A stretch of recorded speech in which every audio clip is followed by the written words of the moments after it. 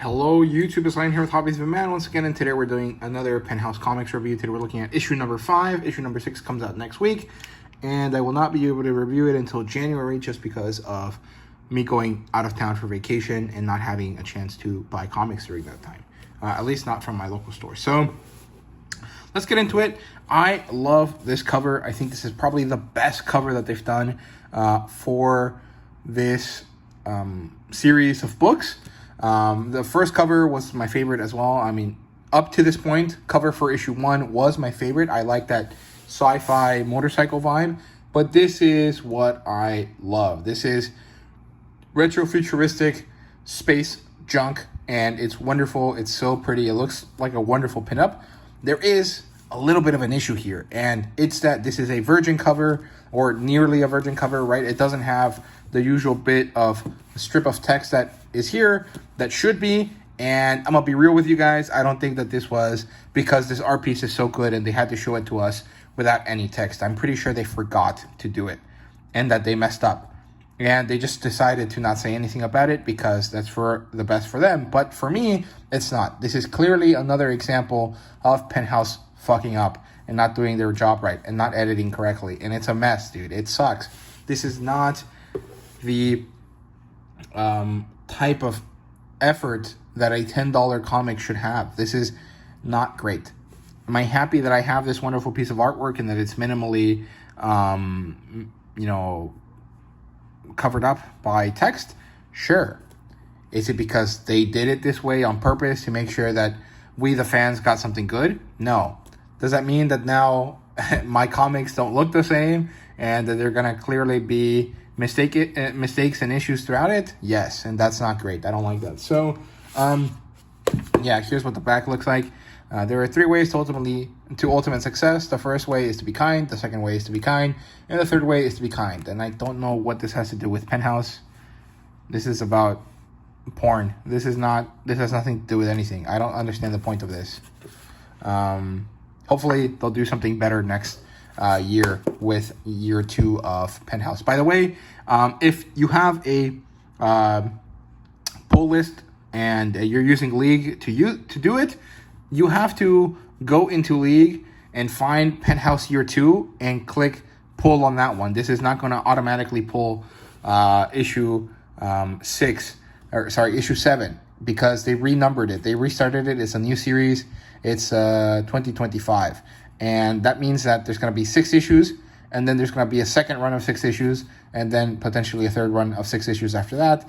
And that means that you as a person, as an individual, have to go and pull that yourself because they're not making it easy for you. So another mistake on the part of Penthouse, which is annoying.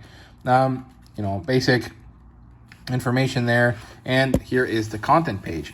And we have The Dead All Have the Same Skin, Gun Crazy, I Spit on Your Grave, Miss October, Red Velvet, which is the photography with Paranoid Android photography, which hopefully doesn't come back for year 2. And we have Amo interview with Amaranth, and they goofed. They should have been called Amour, which is French for love, which makes sense because that's Amaranth's name. Amo means I love in Spanish, and has nothing to do with Amaranth. Like, I guess it's the same letters as her name, but this is not a good name for an interview or for a section of storytelling. Amour was right there, and it's even more parts of her name, and she chose not to use that, or Penthouse chose not to do that, and it's a big fail there. So, yeah, I mean, the stories are fine.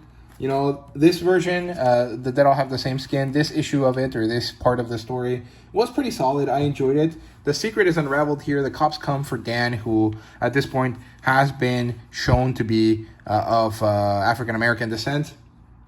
And his wife, Sheila, is lost. She's upset with her reality crumbling around her. And this cop that's coming by to talk to her wants to have her. He wants to bet her.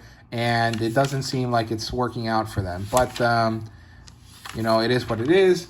Dan is continuously on the run, and he's doing stuff that he shouldn't. And, it ends up being pretty interesting stuff either way. I actually really enjoyed it. I didn't like the art style at the beginning, but now I am a pretty big fan of it. I think it's not bad.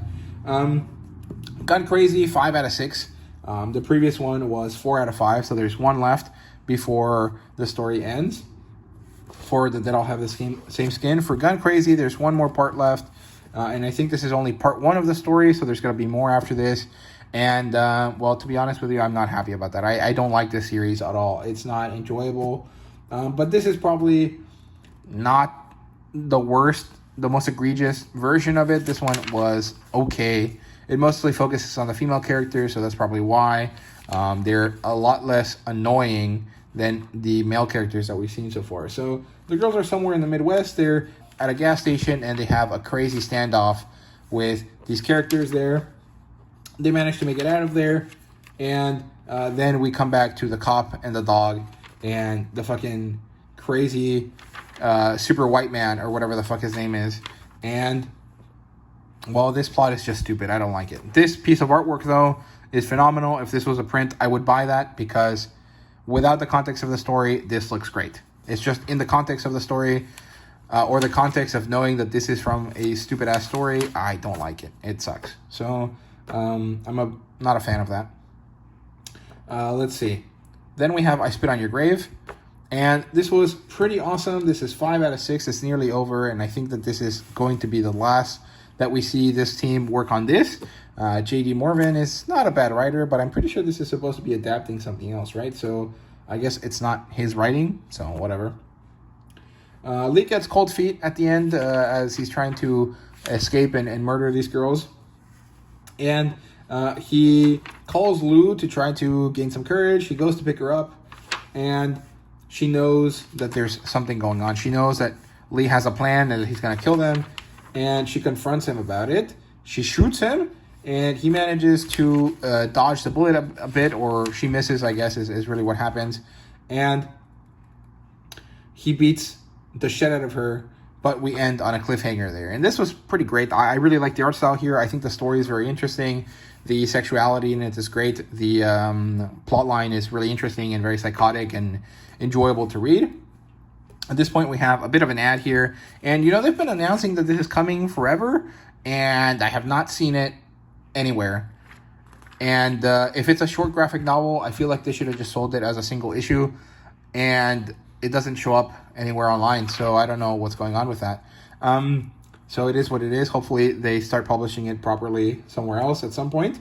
Then we have Miss October, book 2, and this is part 3 of 8 total, but parts 1 and 2 were book 1. This is book 2 because this was published as issues earlier in the lifetime of the series. And this opens up with a recount of the previous deaths, as you guys can see right there. And Miss March is found. The police are a bit of a time crunch at this point because they want to get rid of this because it's been too many killings at this point, right? There's 3 already. And the girl that is going to be Miss October wants information on the person that attacked her and made her deaf and ruined her life. And she doesn't really get it, but she's going through it, trying to get it. And then we see that Clegg and his wife are having affairs individually. So the wife is having an affair with one guy, and he's having an affair with another woman. And it seems like those affairs are happening without the consent of the people involved, in the sense that, the wife and Clegg don't know that they're each having an affair. Although I feel like if they just talked it out, it'd be way easier for them. They wouldn't have to hide and stuff. But, it is what it is. And Miss October blackmails someone for money so that she can pay for the private investigator that she hired. And the best part about this is the style of the character designs. I really like them. At the same time, the male character designs are a bit annoying because they all look very similar to me. But the female character designs are all quite nice and well done. And I like the 50s style hair that all of them have. And the plotline is interesting. I like the concept of it. I think it's cool. But I think that there's maybe too many things going on, right? Like you have the police procedural aspect of the guy trying to find the killer. And then you have the aspect of Miss October trying to find out her attacker's information. And then you have a bunch of side stories with the characters that are already mentioned previously to have stuff happening. So it's just a bit weird. So then we have the photo shoot, and it says Red Velvet here. I think it says Red Velvet there. here. So there we go. Another stupid issue, another dumb thing that shouldn't happen 5 issues into a series. Honestly, man, Penthouse just seems to not be doing a good job. I wonder if the Penthouse magazine, when it was back, when it was in its heyday, had these sorts of problems. So again, I don't like this lighting. I don't think that this is interesting or enjoyable. This is artsy, sure, but it's kind of fuddy-duddy and not really useful. However, the model is quite beautiful. I like her tattoos. This picture specifically is quite beautiful. I like it a lot. This one's pretty cool as well. I mean, I don't like the pose, but the way that light shines on her is cool. It's just, this is not what I think of when I think of, like,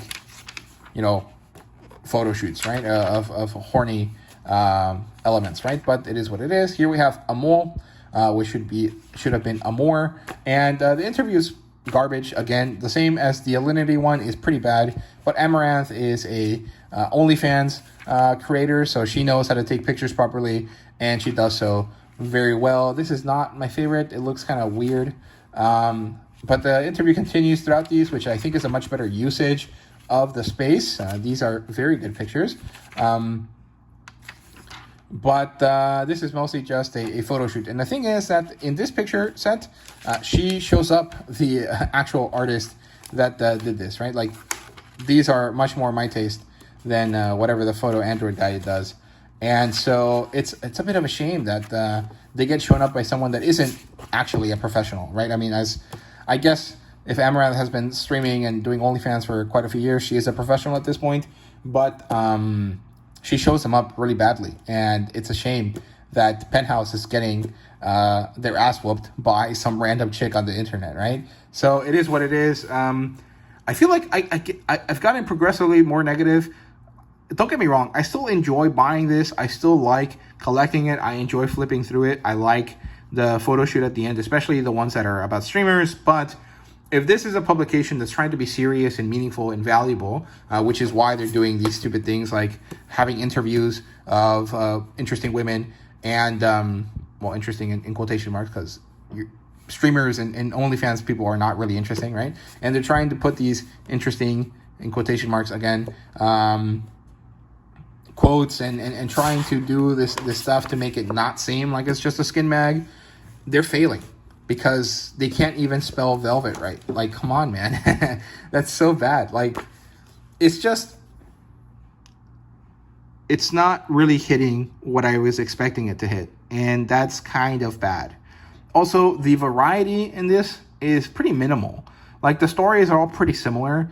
I would like to have more variety. The same way that the covers are all sorts of genres and styles, I would like to see Penthouse have sci-fi stories that deal with, sex. Maybe something akin to Barbarella, or some of the older sci-fi that was about sexuality. It wasn't just about fighting aliens, right? Like, bring some of that stuff back, license some of that stuff, and bring more interesting European talent.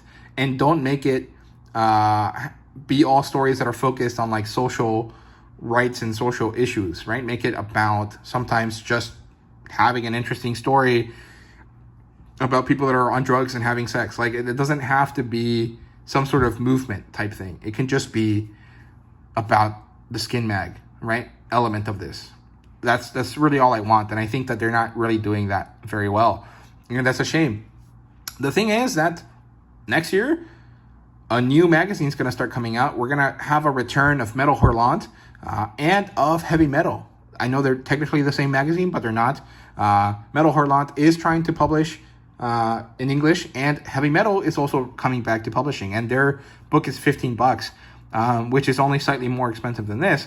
I don't like that. I think that's a bit too expensive for my taste, but I might check out the first issue, and if it's better, I'm going to drop this one, because I'd rather read Heavy Metal if it's going to have sci-fi and fantasy stories that also feature sexuality as a main theme, right? So we'll see, I guess. But, one thing I will give them is that at least they have good covers once every 2 or 3 issues, which is better than some publications. So good for them, I guess. Good for Penthouse. But, man, it's not really going great. So we'll see if they improve in the next year. We'll see. So, yeah, thank you guys very much for watching. I hope you guys enjoyed. Let me know what you guys think about Penthouse down below, and see you guys in the new year.